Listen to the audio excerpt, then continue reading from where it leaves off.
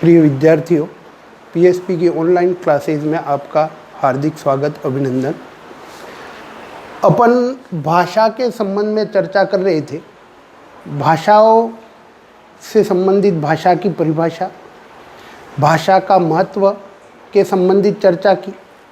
आज अपन भाषा की प्रकृति को लेकर के चर्चा करेंगे कि भाषा की प्रकृति क्या है और भाषा की प्रकृति में कौन कौन से तत्व हैं, उसके संबंधित चर्चा करेंगे। विश्व भर में भिन्न भिन्न स्थानों पर विभिन्न प्रकार की भाषाएं बोली जाती हैं। ये पूरे विश्व का अपन बात करते हैं तो प्रत्येक स्थान पर अलग अलग जगह अलग अलग भाषा बोली जाती है। उन भाषाओं का अपना उद्गम, विकास क्रम अथवा कोई न कोई इतिहास है। इतिहास रहा है, उनका उद्गम कैसे हुआ, उनका विकास कैसे हुआ, उनका इतिहास क्या है। भिन्नता एक भाषा को दूसरी भाषा से अलग करती है। जो भिन्नता है वह एक भाषा को दूसरी भाषा से अलग करने का कार्य करती है। एक भाषा का दूसरी भाषा से अलग करना उसकी भिन्नता है।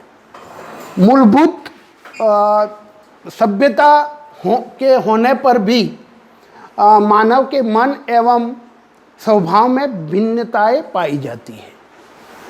मूलभूत सभ्यता के होने के बाद भी मानव के मन एवं स्वभाव में भिन्नताएं पाई जाती है। विभिन्न प्रकार की भिन्नताएं मानव के मन के अंतर्गत पाई जाती है। अलग अलग भिन्नताएं हैं।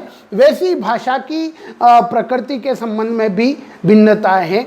चाहे वह भिन्नता वेशभूषा की हो, चाहे अपने रहन सहन की हो, चाहे खान पान की हो, और सोच विचार में भी प्रत्येक मनुष्य के अंतर्गत भिन्नता पाई जाती है। और वह अपनी प्रकृति में है, वह अपने स्वभाव में है कि अपनी भिन्नताएं रहती है। तो वैसे ही भाषाओं में आधारभूत रूप से एकता होते हुए भी, भाषाओं में आधारभूत रूप से एकता होते हुए भी अपनी अपनी प्रकृति है, अपनी अपनी प्रकृति है। एक रूपता है। भाषाओं में आधारभूत एकता मान सकते हैं अपन, लेकिन अपनी अपनी प्रकृति है और उस प्रकृति के अंतर्गत अपनी अपनी भिन्नताएं लिए हुए हैं। प्रकृति के अंतर्गत अपनी भिन्नता है। एक है भाषा, लेकिन उसकी प्रकृति में भिन्नताएं लिए हुए है।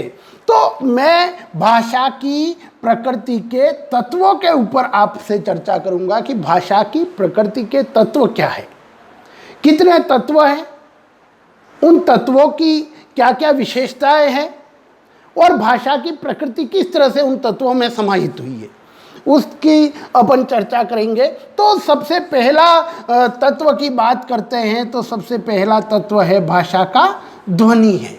ध्वनि भाषा का पहला तत्व है ध्वनि। दूसरे तत्व की बात करते हैं तो अपन है भाषा का दूसरा तत्व है वह है व्याकरण है। भाषा का दूसरा तत्व व्याकरण है। तीसरा तत्व की बात करते हैं तो भाषा का तीसरा तत्व जिसको कहा गया है वह है शब्द समूह। शब्द समूह भाषा का तीसरा तत्व है। चौथा तत्व है वह है भाषा का वाक्य। वाक्य चौथे तत्व के अंतर्गत आता है। और भाषा का अंतिम तत्व जिसको कहा गया है वह है विषय एवं साहित्य। विषय एवं साहित्य ये भाषा का पांचवा तत्व है। तो भाषा की प्रकृति और भाषा की प्रकृति के तत्व कौन कौन से हैं? तो पहला ध्वनि, व्याकरण, शब्द समूह, वाक्य, विषय एवं साहित्य, ये भाषा की प्रकृति के क्या हुए? तत्व हुए। अब तत्वों के अंतर्गत मैं शुरुआत करता हूं ध्वनि। ध्वनि के अंतर्गत बात करते हैं तो उच्चारण की दृष्टि से भाषा की जो लघुत्तम और महत्वपूर्ण कोई इकाई है, भाषा की लघुत्तम छोटी और महत्वपूर्ण इकाई है तो वो क्या है? ध्वनि है। किसकी दृष्टि से? उच्चारण की दृष्टि से भाषा की लघुत्तम और महत्वपूर्ण इकाई कोई है तो वह क्या है? ध्वनि है। कई बार ये प्रश्न परीक्षाओं के अंदर भी पूछा जा चुका है।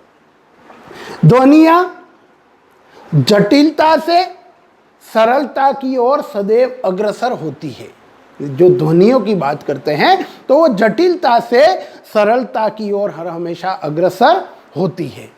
मानव शरीर और मानव शरीर के जिन अवयवों से ध्वनि उत्पन्न होती है, मानव शरीर के अंदर जिन अवयवों से ध्वनि उत्पन्न होती है उन्हें उच्चारण के अवयव या ध्वनि यंत्र अथवा वाक यंत्र कहा जाता है। ध्वनि यंत्र अथवा वाक यंत्र कहा जाता है।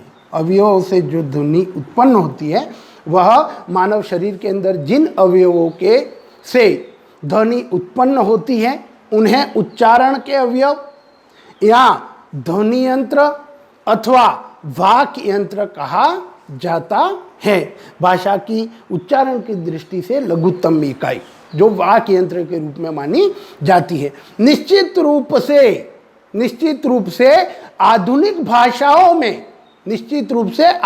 भाषाओं में आदिम जो युग था, आदिम युग की भाषाओं की अपेक्षा ध्वनियों भी सरल हुई है।